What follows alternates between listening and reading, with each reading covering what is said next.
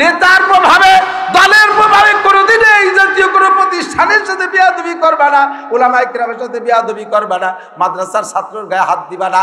ওর কিন্তু একটা phone number আছে, ও দিনভরে টেলিফোন করে, রাতের বেলা ব্যাক কল পায়। আমার দিক তাকান, দিনভরে টেলিফোন করে এক জায়গায়, রাতের বেলা ব্যাক কল পায়। আল্লাহর টেলিফোন নাম্বারে ফোন করে 24434। কতক্ষণ? আল্লাহর ফোন নাম্বার কত? 24434। 2 ফজরের 2 রাকাত কল করছে একবার, 4 জোহরের 4 রাকাত আরেক নাম্বার বসাইছে, আজ দ্বিতীয় ভোর আসরের 4 রাকাত আরেক নাম্বার বসাইছে, 3 মাগরিবের 3 রাকাত আরেক নাম্বার বসাইছে, রাতের বেলা ইশায় 4 রাকাত আরেক নাম্বার বসাই দিয়া কল করে এবার শেষ রাত্রে শুয়ে রইছে। শেষ রাত্রি মালিক এসে ব্যাক কল করে কয়, আলা মুস্তাগফিরিন ফাগফির আলা, আলা মুস্তাগফিরিন ফাগফির আলা, আলা মুস্তারজিকিন ফারজুকা, আলা মুস্তাশফিন ফাওয়াফিয়া, আলা কাজা আলা কাজা হাত্তা ইয়াতলু আল ফাজর। আল্লাহ নিজেই এসে ব্যাক কল করে ডেকে কয়, এ আব্দুর রহমান, দিন ভরে কল করলি ঈশা পর্যন্ত, এখন ঘুমাই রয়েছে, কোন আসো আসো আমার বান্দা, তোমার কি প্রয়োজন? কে তোমারে মারছে? কয় আল্লাহ অমুক দল, অমুক লীগ, অমুক পার্টি আমারে থাপ্পড় দিয়েছে। আল্লাহ আমরা প্রতিবাদ করতে পারি নাই, আমরা দুর্বল, আমরা কালেকশন করা লাগে, পুষ্টি চাল উঠানো লাগে, সদকা ফেতরা খাওয়া লাগে, দান কালেকশন করতে যাওয়া লাগে, এই বইতে আমরা কিছু করতে পারি না। আল্লাহ আমার বিকেল বেলা তাপ লাগছে। আল্লাহ কয় সুদ শুনবি একটু পারে, খবর আসতেছে, তাহাজ্জুদের রক্ত শেষ, ফজরের রক্ত শুরু হয়েছে। ইমাম সাহেব প্রথম মাইক অন করে কয়, শোক সংবাদ, শোক সংবাদ, শোক সংবাদ। কি খবর? খবর পাওয়া গেল ওই মস্তানটারে আল্লাহ রাতারাত ফেলাই দিছে, মস্তানকে আল্লাহ ফেলাই দিছে। ফোন করছে, টেলিফোন করছে মালিকের কাছে, দিন ভরে ফোন করছে, রাতের বেলা ব্যাক কল করে আল্লাহ কয় সুখবর শুনিয়ে দে। একে চশমে জাদেন গাফিলা যা শাহনাবাসী, একে চশমে জাদেন গাফিলা যা শাহনাবাসী, শায়াদ কেনে গা কুনা দা গাহনাবাসী, শায়াদ কেনে গা কুনা দা গাহনাবাসী। যখন আল্লাহ পাক দোয়া কবুল করে খাতা নিয়ে বসে, ওই সময় মজলুম যদি আহ ছাড়ে, ওই আহটার সে আজিমে কবুল হইয়া যায়। তুমি যত বড় নেতা হও না কেন, এক কদম সামনে বাড়তে পারবা না, এক কদম ছাড়তে পারবা না, আল্লাহর হাতে অ্যারেস্ট হয়ে যাইবা। কথা বলেন ঠিক কি ঠিক না? আমরা কি জীবন ভরে মাদ্রাসার পক্ষে না বিপক্ষে? জোর হলো না? আরো জোরে একটা তাকবীর হবে। এই তাকবীরের সিস্টেম বক্সিং সহ, বক্সিং পাকাতে দিছে পান এইরকম বক্সিং দিলে বুড়ো আঙ্গুল ভেঙে দেন, এইরকম এরকম বক্সিং শেখেন। ধরেন ধরেন বক্সিং ধরেন, নারায়ে তাকবীর, বিশ্বের মুসলিম, জাকি মেরে বিশ্বের মুসলিম। আমি মনে হচ্ছে এই জায়গার মানুষ স্লোগান দিতে দিছে ভাই, এক হয়ে শুয়ে থাকলে হবে? এক হয়ে কি হবে? তা করতে হবে না, এক হও জিহাদ করো। বিশ্বের মুসলিম এক হও জিহাদ করো। ইহুদিদের দালালরা, নেতানিয়াহুর দালালরা, জুবাইরের চেলারা, খ্রিস্টানদের আস্তানা, নারায়ে তাকবীর, জাযাকুমুল্লাহ। মাদ্রাসার পক্ষে আল্লাহ এই সব পক্ষীদেরকে তুমি কিয়ামতে আনসার সাহাবাদের সাথে জান্নাতি করে দিও। রাজি আছেন তো? আনসারীরা জান্নাতি না জাহান্নামী? আনসার সাহাবারা জাহান্নামী না জান্নাতি? জান্নাতি। আল্লাহ পাক আমাদের নসিব করে বলেন আমিন। আরে ভাই, এই জায়গায় বসে আমরা স্লোগান দিয়ে ইসরায়েলের 1 পয়সারও ক্ষতি হই নেই, আর ওই ফিলিস্তিন গাজার মুসলমানকে 1 পয়সারও লাভ হয়নি। ফাঁকে আমার লাভ হয়ে গেছে, আমাদের লাভ হয়ে গেছে। ইব্রাহিম আলাইহিস সালামরে পোড়ানোর জন্য নমরুদ আগুন জ্বালাইছে না? এই বিশাল আগুন 2 মাইল উঁচু হয়ে গেছে, আগুনের শিখা। এই আগুন নিবানোর মতো তৎকালীন জগতে কোনো ফায়ার সার্ভিস ছিল না। এর মধ্যে ব্যাং যে কইল, আমি কি নিবে দেবো? ব্যাং আল্লাহ তুমি আগুন দেখতে যাই, ও 1.5 মাইলের মধ্যে যারই কায় দাঁড়ে, তুই কি তোর কাছে দমকল আছে? ব্যাংকে কয় আবে দরিয়া রা আগার না তু আকাশিদ হাম্বা কদরে তৃষ্ণগি বায়াচ্ছাশিদ। আল্লাহ তুমি যদি কও যে সাগরের পানি সেচিয়ে ফেলা, আমারে যদি হুকুম দাও, তাহলে আমি যা পারি চেষ্টা করতে পারি, খাইয়ে পেট ভরে খাইয়ে উপরে ঢেলে দিয়ে গেলাম, আবার খেলাম, আবার বমি এড়ে দিয়ে গেলাম, এ তো পারি। একটুক চেষ্টাও কি করতে পারি না? আল্লাহকে তা পারো, তা করে দেখো কিভাবে পারো। ও সাগরের পানি খাইয়া কিছুক্ষণ অপেক্ষা করছে, পেটের মধ্যে যখন পানি পেশাব হয়ে গেছে, দূরিত্বে জাম করে 3 বার পেশাব করে দিয়েছে। ব্যাঙ্গের পেশাব কি 1.5 মাইল দূরে যায়? ও আগুনের 1 মাইলের মধ্যে যার কাজ নেই, 1 দাঁড়া পরে যাইয়ে তো পেশাব পড়ে গেছে। নমরুদিরও 1 পয়সার ক্ষতি হয় নাই, ইব্রাহিম আলাইহিস সালামের 1 পয়সার উপকার হয় নাই। ফাঁকে ব্যাংকটা এতটুকু সমর্থন করার কারণে তার দাম বেড়ে গেছে। আল্লাহ কয়, ব্যাংক তুই আমার ইব্রাহিমের পক্ষে স্লোগান দিছিস, তোরে 3টে পুরস্কার। 1 নম্বরে তোর পেশাবে কোনোদিন কম পড়বে না, তোর পেশাবে বরকত দিয়ে দিলাম। এক রাত্রি এক ব্যাংকের গায়ে 50 বার লাথি লাগলেও অট্টুক করে পেশাব করে। ওর সাথে কি পানির বোতল চাই? মাঝে মাঝে খাই নাই। এত পেশাব কোন জায়গায় আসে? আল্লাহ কয়, তুই রাতভর পেশাব করবি তবু অভাব হবে না। তুই আমার ইব্রাহিমের পক্ষে পেশাব করছিস, 1 নম্বর পুরস্কার। 2 নম্বরে আদম জাতির পেশাবও না পাক। মানুষের পেশাব পাক না পাক? শুধু মহতাম সাহেবের পেশাব পাক?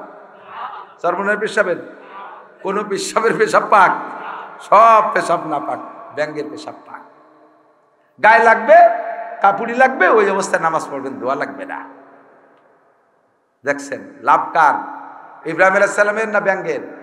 ব্যাঙ্গের লাভ। আমরা এতে স্লোগান দেবো, ওকে উপকার হোক আর নাও, লাভটা আমার হয়ে যাবে। 3 নম্বর পুরস্কার, অনার্থক খালি খালি যে ব্যাংকে ক্ষতি করে না, এমন একটা ব্যাংক যদি কেউ মেরে ফেলে, তার যে গুনাহ হবে, গুনাহ মোচনের জন্য একটা খাসি কাফারা দিয়ে দিতে হবে। চিন্তা করতে পারেন, একটা ব্যাংক একটা খাসি দিয়ে তার সমাধান করতে হবে ব্যাংক মেরে ফেললে।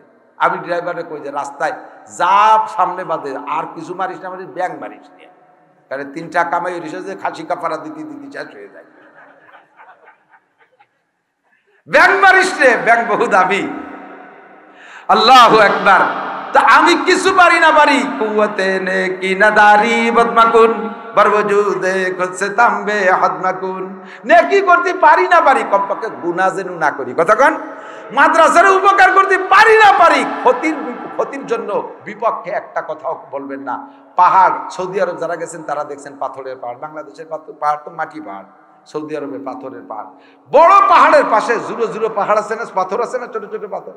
এখন বিশাল পাথর পাহাড়ের উঁচুতে দেখতে দেখতে যাচ্ছেন, উড়ি বাবা কত উঁচু, আবার 8 তাল রয়েছে, নিচে যে সাইজটা পড়ে রয়েছে তা খেয়াল নাই। ওর একখানের সাথে হোঁচট খাইয়ে বুড়ি আঙ্গুলি নখ উল্টে গেছে।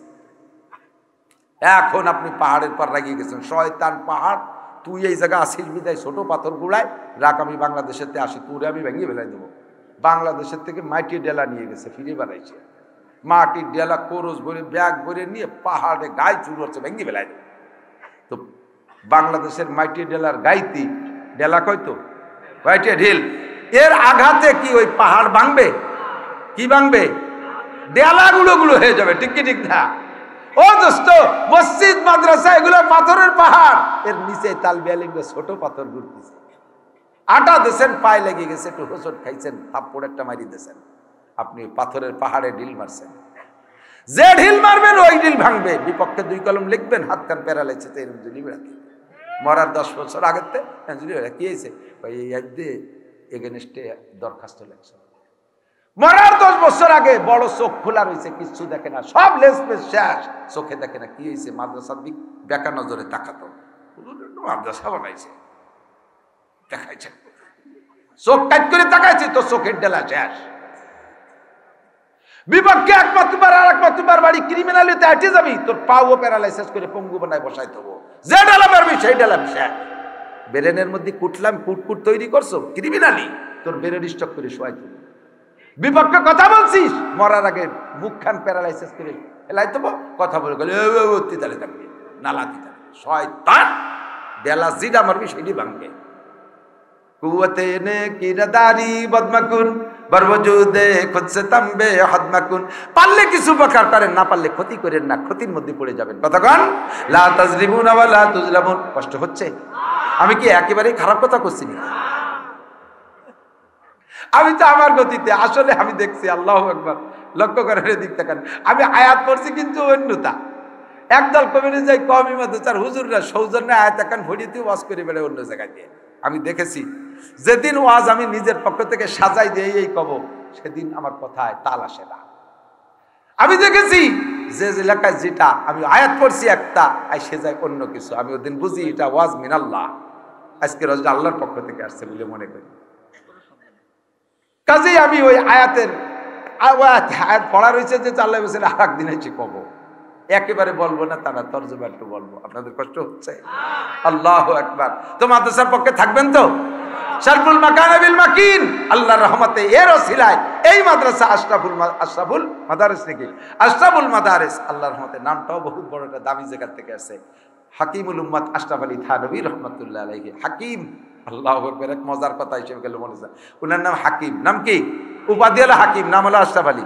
হাকিম মানে হেকমত। এই তালবি আলিমরা বিশেষ করে উলামায়ে কিরাম খেয়াল করবেন, আর আপনারাও মাতুব্বাররাও খেয়াল রাখেন, মনে রাখে, অনেক সময় বিচার আচার এগুলো লেগে যায়। আল্লাহ, উনি বড় সাহেবে হেকমত, হেকমতের মাধ্যমে উনি কাজ করতেন বেশি। উনি ফতোয়া দেন উনার এলাকায়, উনি তো বড় মুফতিও, শত শত ফতোয়া প্রত্যেক দিন দিতেন। তো উনার এলাকার একজন নাস্তিক, আল্লাহ মানে না, কি মানে না, আল্লাহ নাই, তার যুক্তিতে কোনোভাবে ধরা পড়ে না যে আল্লাহ আছে। এখন ওর সাথে আলেম ওলামারা যারাই তর্কে বসে, মৌলবীরাও ব্যবসাকার মধ্যে পড়ে যায়, ভয়তে হাটে বাজারে ওরে দেখলি সে গলি ছেড়ে আর এক দিক দিয়ে চলে যায়, ওই নাস্তিকের সাথে দেখা করে না। তখন একদিন এক মৌলবী সাহেব হিম্মত করে ওনার সাথে সাক্ষাৎ করছে, মে ভাই, তোমার জ্বালায় আমরা হুজুররা আটে আসাই ছাড়ান দিছি, তুমি আল্লাহরে খুঁজে পাও না, তুমি একটু আশরাফ আলী থানভীর কাছে যাও, ওনার কাছে গেলে আল্লাহরে পাবা। এখন ওকে ঠিক আছে যাই, এই দেশের সব মৌলবীরে হারাই দিছি, এবার লাস্টে আশরাফ আলী থানভী আছে। আল্লাহ না পাবো না, দোয়া করে দেয় এখনই। ওই যে লোকজন উঠা উঠি হতেছে, পেশাব হয়েছে না, পেশাব হয়েছে, পেশাব এক আঙ্গুল দেখাবেন পেশাব আসলে, তাহলে বুঝবো যে আপনার পেশাব হয়েছে। আমি বুঝবো যে মাদ্রাসায় 1000 টাকা দেবেন। আপনি 1000 টাকা দিয়ে যে পেশাবখানায় যে পেশাব করে শুয়ে থাকেন, আমরা ডাইয়ে উঠবো না ইনশাআল্লাহ। মিথ্যে কথা আঙ্গুল দেখালে ডায়াবেটিস হবে। আল্লাহ সবাইরে সুস্থ রাখুক, আমিন। সবাইরে সুস্থ রাখুক, বলেন আমিন। তো থানভী রহমাতুল্লাহ আলাইহির কাছে ও কাছে যাচ্ছি, তা সারা হিন্দুস্তানের সব মৌলবীরে কাঁপাই দিছি, এক মৌলবী আশরাফ আলী ওটারে হারাই দিতে পারলে এবার আল্লাহ নাই প্রমাণ হবে। গেছে থানভী রহমাতুল্লাহ আলাইহির ওখানে, যেয়ে দেখা যায় থানভী রহমাতুল্লাহ মাথায় পাগড়ি দেয়া, আশরাফ আলী থানভী মাথায় পাগড়ি পরা। শুকনো মানুষ ছিলেন আমার মতো, কিন্তু পাগড়ি ছিল মাথায়, তো বড় পাগড়ি। যাইয়েই দেখে, হ্যাঁ মৌলবী, মাথায় এত বড় খেতা মাংস কে, এতে মাথা গরম হয়ে যায়, মাথা হিট হয়ে খোলো। থানভী রহমাতুল্লাহ টের পাইছে যে এই সেই নাস্তিকের কাবড় খা পাগড়ি। আমি পাগড়ি বানছি, আমার মাথা গরম হবে, তোমার কি? পাগড়ি বানলে মাথা গরম হয়, তোর মাথা তো ভারী ঠান্ডা করে। হ্যাঁ, ও তো আল্লাহ মানে না। প্রাকৃতিক বাতাসে, প্রকৃতির বাতাসে, প্রকৃতির চুল আমার মাথায়, এই চুলে বাতাস লাগে, মাথায় এয়ার কন্ডিশন ঠান্ডা থাকে। তোমরা মৌলবীরা মাথায় পাগড়ি বাঁধো, তোমাকে মাথা সবসময় গরম থাকে। থানভী রহমতুল্লাহ বলতেছেন, আমি এই জায়গায় বসে ফতোয়া দেই, পুরো ভারতবর্ষের সব ফতোয়া দেই, তা যত ফতোয়া দিছি তার ভিতরে তালাকের ফতোয়া বেশি দেই। এই পর্যন্ত যত তালাকের ফতোয়া দিছি, আমার একটা মৌলবীর বউ তালাকের ফতোয়া আমি দেইনি। আর কেউ বউ তালাক ঠান্ডা মাথায় দেয় না, মাথা গরম হলেই বউ তালাক দেয়। কতক্ষণ না, কেন ঠান্ডা মাথায় কেউ তালাক দেয়?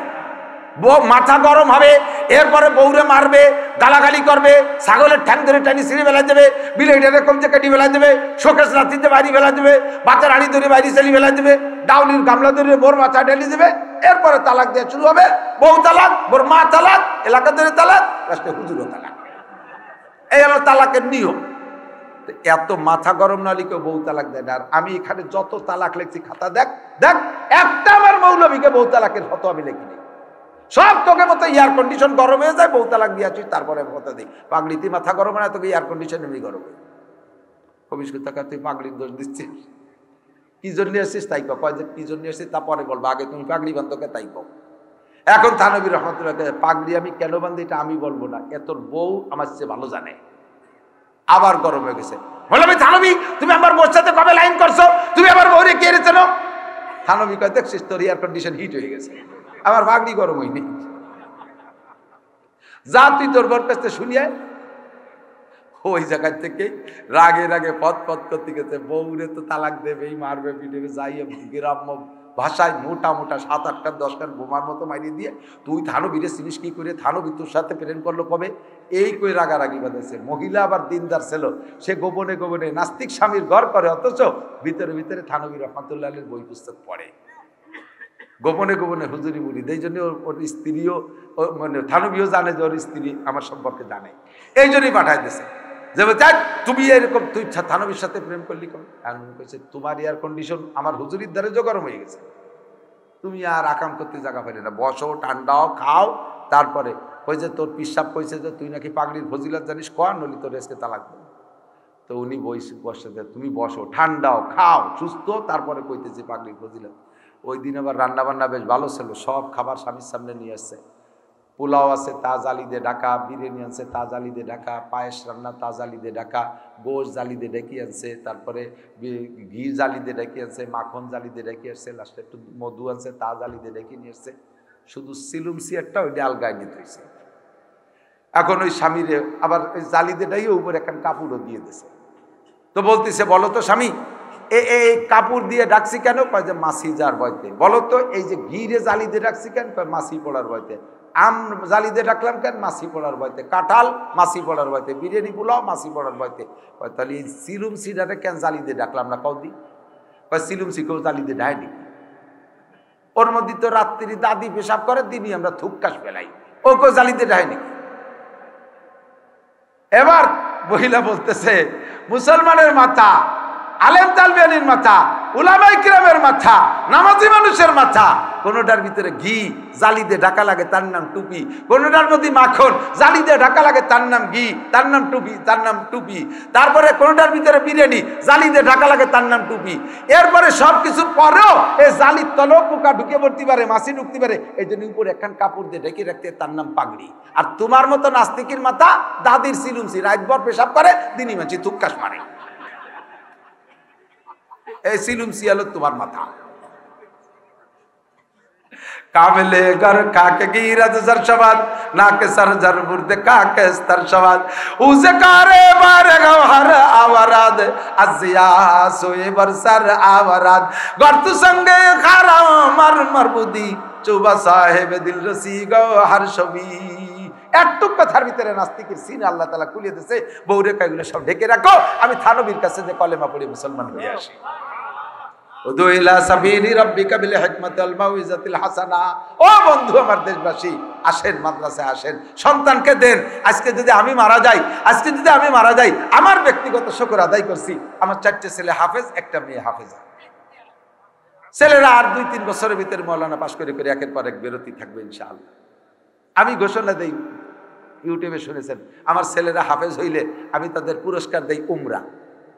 2 ছেলে উমরা করছে 19 সালে, আর 2টার জন্য পাসপোর্ট নিয়ে এসে রোজার পরে নিয়ে যাবো ইনশাআল্লাহ। 1 বছর পরে মেয়ে দুনিয়ারে তার মারে নিয়ে যাবো উমরা ইনশাআল্লাহ।